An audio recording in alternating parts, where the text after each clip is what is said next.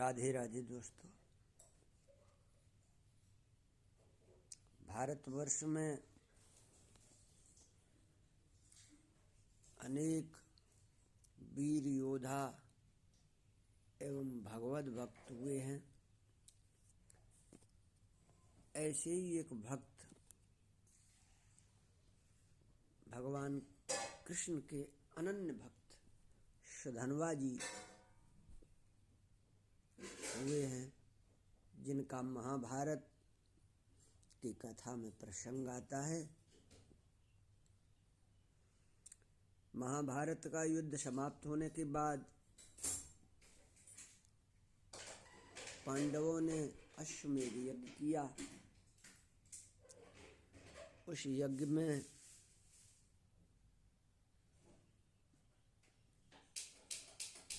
एक घोड़ा छोड़ा जाता है, जिसके पीछे सेना भेजी जाती है।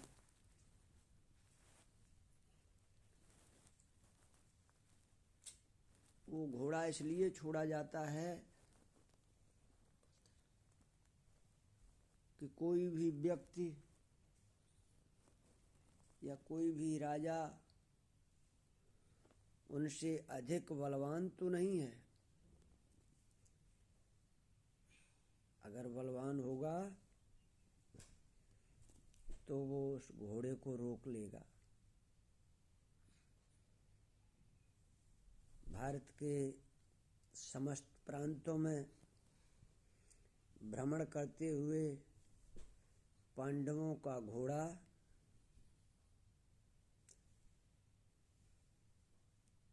भारत में एक चंपकपुरी नाम का प्रांत था, जहाँ के राजा हंसध्वज बड़े ही भगवान कृष्ण के भक्त थे। बूढ़े हो चले थे राजा। राजा सोचते थे कि मैं बूढ़ा हो चला हूँ, लेकिन आज तक भगवान कृष्ण के दर्शन नहीं कर पाया। कृष्ण के दर्शन करने की लालसा मन में जागृत हुई।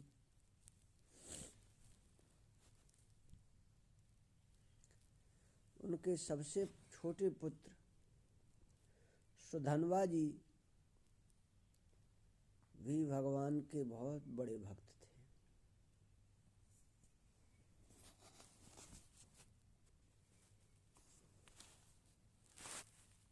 पांडवों का ये घोड़ा जब चंपकपुरी प्रांत में आया, महाराज को खबर लगी तो उन्होंने प्रजा को सूचना दे दी, सेना को आदेश दे दिया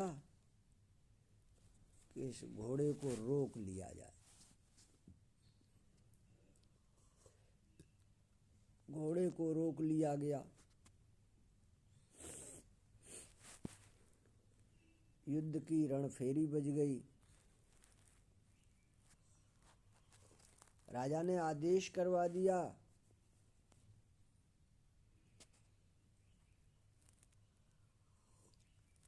युद्ध का टाइम निश्चित कर दिया कि उस टाइम के बाद जो भी व्यक्ति आता है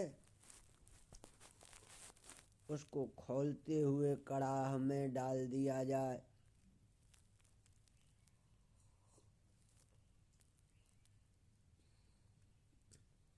सुधन्वा जी युद्ध करने से पहले अपनी माँ से मिलने गए, माँ से आज्ञा लेने गए। माँ के पास देर लगने के कारण सुधन्वा जी लेट पहुंचे युद्ध भूमि में। महाराज के दो पुरोहित थे, शंख और लिखित, जो सुधन्वा जी से घृणा करते थे। उन्होंने सुधन्वा जी को फंसाने के लिए महाराज से कहा, महाराज नियम तो सबके लिए समान है। सुधन्वा जी युद्ध भूमि में लेट आए हैं, लिहाजा उन्हें खौलते हुए कड़ाह में डाल देना चाहिए। राजा ने आदेश कर दिया कि सुधन्वा को खौलते हुए कड़ाह में डाल दिया जाए। हालांकि अंदर से महाराज को बहुत दर्द हो रहा था, पुत्र मोह था, लेकिन राजा तो राजा होता है। राजा के लिए सारी प्रजा और पुत्र बराबर है। आदेश दे दिया। सुधन्वा जी ने अपने पिता का आदेश तो स्वीकार कर लिया, लेकिन सुधन्वा जी को बड़ा कष्ट हुआ।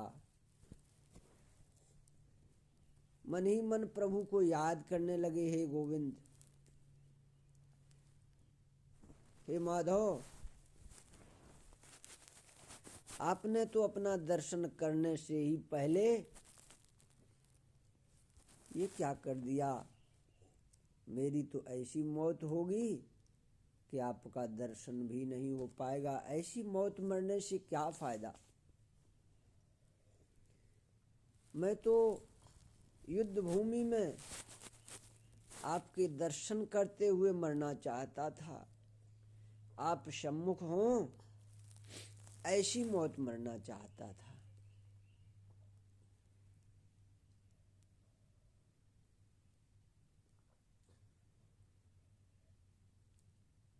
लेकिन ये तो उल्टा ही हो गया।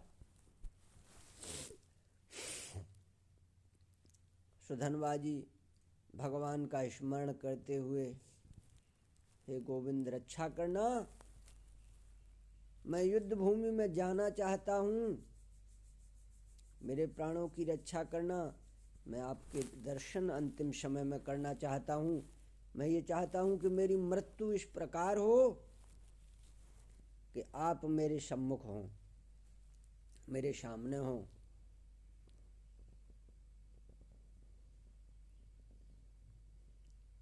सुधन्वा जी नाम स्मरण करते हुए कड़ाह में कूद गए। भगवान की कृपा से कड़ाह का तेल बिल्कुल शांत हो गया, ठंडे जल की तरह। पुरोहितों में खलबली मच गई कि ये कैसे हो गया। कहीं तेल ऐसा तो नहीं गर्म ही नहीं किया हो कड़ाह का तेल। उन्होंने शंख और लिखित ने एक गोला डाल दिया, उसमें फेंक दिया गर्म पानी में, कड़ाह के तेल की परीक्षा के लिए कि तेल गर्म है कि नहीं। गोला डालते ही गोला फटा और शंख और लिखित के ऊपर आधा आधा भाग जा करके गिरा। शंख और लिखित को अपनी भूल का पश्चाताप हुआ।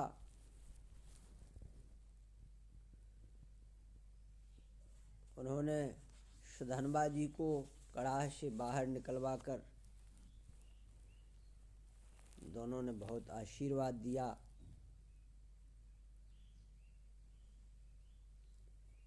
राजा ने सुधन्वा को गले से लगा लिया और आदेश दिया कि पुत्र जाओ, युद्ध करो। युद्ध भूमि में सुधन्वा जी गए। देखा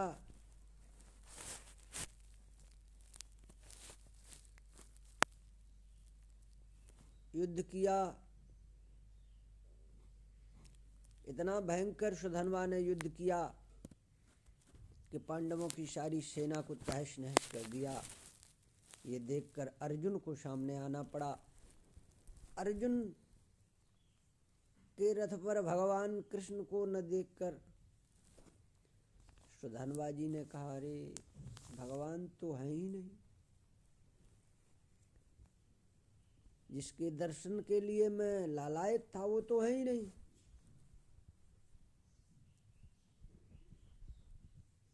सुधन्वा जी ने अर्जुन से कहा कि हे पार्थ,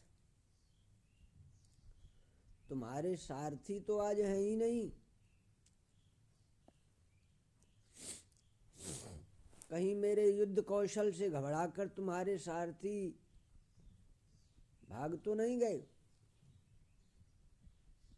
ऐसा जैसे ही कहा अर्जुन को क्रोध आ गया। अर्जुन ने सुधन्वा के ऊपर बाणों की वर्षा कर दी। सुधन्वा जी ने प्रतिरक्षा में अनेकों बाण का प्रहार किया। अर्जुन के सारे बाण काट दिए।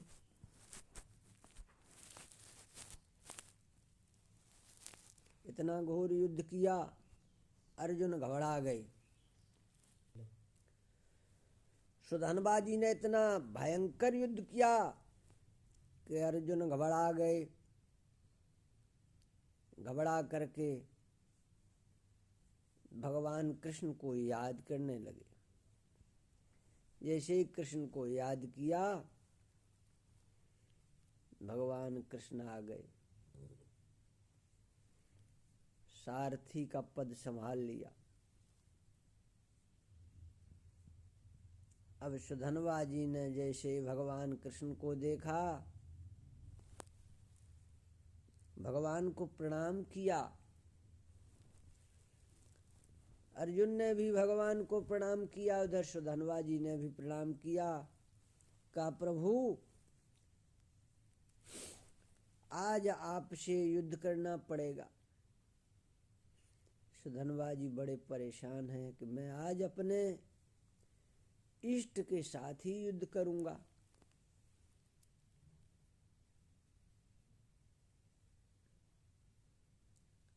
लेकिन करना पड़ेगा। युद्ध भूमि में इष्ट या गुरु नहीं देखा जाता है।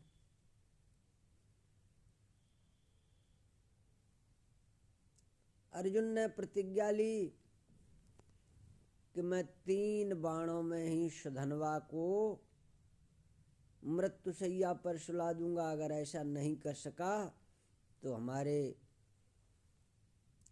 पूर्वजों के सारे पुण्य नष्ट हो जाएं और वो अधोगति नरक को प्राप्त हों।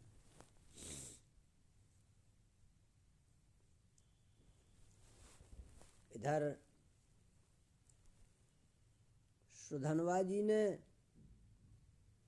भी प्रण लिया।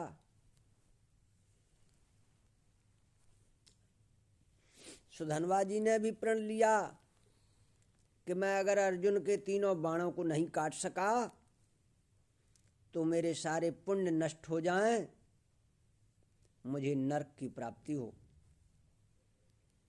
इधर दोनों ही भगवान के भक्त हैं और दोनों ही वीर योद्धा हैं। दोनों ने ही कठोर प्रतिज्ञा कर ली। युद्ध प्रारंभ हुआ। अर्जुन ने पहला बाण चलाया। भगवान कृष्ण ने उस बाण में जो गोवर्धन पर्वत धारण किया था, उससे जो यश प्राप्त हुआ था, वो सारा यश उस बाण के साथ लगा दिया। पहला बाण चलाया अर्जुन ने, सुधन्वा जी ने उस बाण को काट दिया। दूसरा बाण चलाया, उसमें भगवान कृष्ण ने रामावतार में जो भी पुण्य कमाए थे, वो सारे पुण्य उस बाण के साथ लगा दिए। वो बाण संधान किया गया। सुधन्वा जी ने उस दूसरे बाण को भी भगवान नाम स्मरण करते हुए नष्ट कर दिया। तीसरा बाण चलाया। उस तीसरे बाण में भगवान स्वयं उस बाण की नोक पर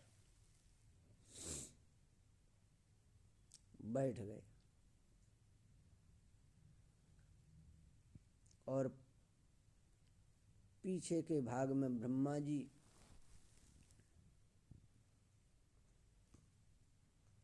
बाण संधान किया अर्जुन ने। तीसरा बाण इधर भगवान नाम स्मरण कर रहे हैं सुधन्वा जी और युद्ध भी कर रहे हैं। तीसरा बाण अर्जुन ने छोड़ा, सुधन्वा जी ने उस बाण को भी काट दिया। बड़ा भयंकर युद्ध हो रहा है। देवतागण भी इस युद्ध को देख रहे हैं कि दोनों भगवान के भक्त हैं, किस प्रकार दोनों की प्रतिज्ञा पूर्ण होगी। तीसरा बाण कटा तो उसका एक भाग तो पृथ्वी पर गिर गया और दूसरा भाग सुधन्वा के धड़ को काट दिया। उस बाण के दूसरे भाग में मस्तक उतर गया सुधन्वा जी का। मस्तक उतरते ही जो धड़ बचा था उसने सेना में तहस नहस मचा दिया, और जो मस्तक था वो कृष्ण नाम स्मरण करते हुए कृष्ण के चरणों पे जा गिरा। भगवान कृष्ण ने सुधन्वा जी के सर को उठाकर देखने लगे। महाराज हंसध्वज वहाँ आ गए, उनकी सारी सेना भी वहाँ आ गई। आज महाराज हंसध्वज ने भगवान कृष्ण के दर्शन किए। सारी सेना ने भी महाराज कृष्ण के दर्शन किए, दर्शन का लाभ उठाया। भगवान को प्रणाम करके सुधन्वा के मृत शरीर को लेकर के महाराज अपने नगरी वापस लौट आए और उधर भगवान कृष्ण वापस चले गए। इस प्रकार से युद्ध समाप्त हुआ और भक्त सुधन्वा का अंत हुआ।